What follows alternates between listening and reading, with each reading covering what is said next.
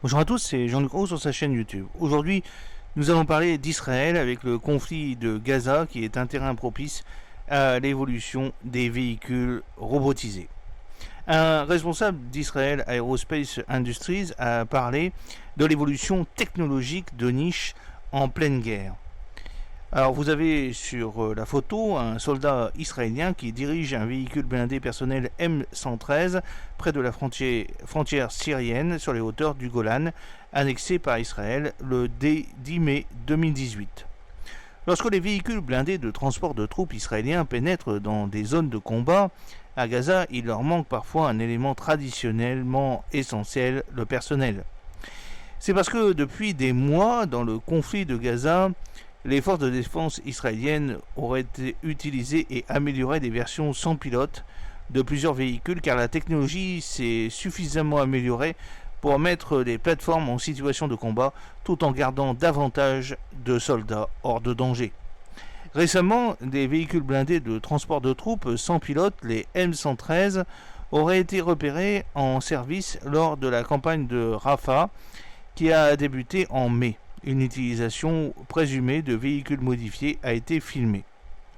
Il est utile de recycler les véhicules et de leur trouver une nouvelle utilité, a déclaré un vétéran des guerres israéliennes précédentes qui a déclaré avoir vu les M113 sans pilote opérer ces derniers mois. Le vétéran a demandé que son nom ne soit pas divulgué pour des raisons de sécurité. Ils sont robustes dans une certaine mesure. Ils peuvent traverser beaucoup de terrain. Le M113, vieux de 60 ans, est le type de véhicule blindé de transport de troupes le plus ancien utilisé par Tsahal, qui utilise désormais le Namer et le nouveau Etian. En 2015, le site internet Israel Defense rapportait qu'une version sans pilote du M113 avait été développée par une société appelée le Genius, une co-entreprise entre IAI et Elbit Systems. Les médias israéliens ont signalé des observations de ce qui semblait être des véhicules terrestres sans pilote depuis le mois de février, et des représentants de Genius, Elbit Systems et IAI ou Tsahal ont commenté les M113 dans un article.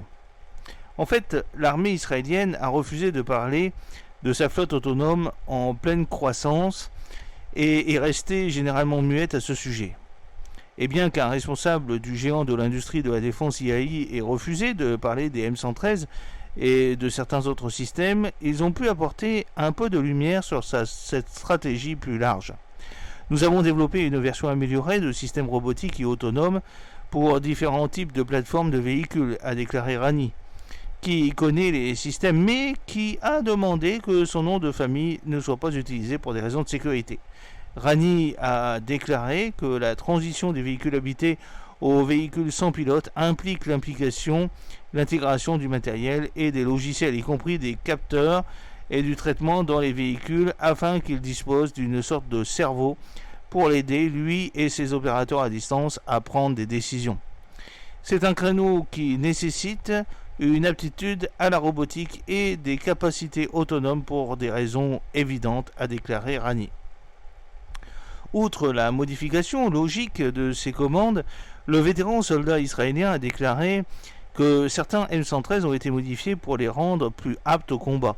D'autres variantes du M113 ont également été mises à jour et mises en service par Tsahal, comme les plateformes pour le mortier de 120 mm. Rani pourrait notamment parler des bulldozers D9, désormais sans pilote, utilisés à Gaza, comme l'a révélé l'armée israélienne en mai. Sur cette plateforme, nous disposons de tout l'équipement de détection nécessaire pour pouvoir la contrôler à distance, a déclaré Rani. Et nous mettons certaines activités pour éviter les obstacles sur le chemin et réaliser différents types de missions de génie de combat, tels que le déploiement, le déblaiement des routes ou le soutien de différentes manières aux unités de combat. En mai, le site israélien Yenet a fait état de bulldozers sans pilote de 50 tonnes, surnommés les Pandas, qui, selon lui, se chargent de tâches d'ingénierie telles que l'excavation du sol, l'excavation de construction, le déblaiement de terrains accidentés, la mise en place de positions de tir de chars et la démolition de bâtiments sans qu'il soit nécessaire qu'un humain soit au siège du conducteur. D'autres pays ont travaillé avec des variantes de M113 télécommandées, sans pilote et sans équipage, notamment les États-Unis et l'Australie. Des postes de tir télécommandés ont également été installés sur ces missiles pour être utilisés en Ukraine. Pour une plateforme datant des années 1960, la nouvelle technologie semble avoir donné aux plateformes relativement anciennes une nouvelle mission. J'espère que cette petite vidéo vous a plu. N'oubliez pas de cliquer sur le pouce pour la promouvoir, de vous abonner si ce n'est pas encore fait et de partager cette vidéo sur vos réseaux sociaux. A très bientôt.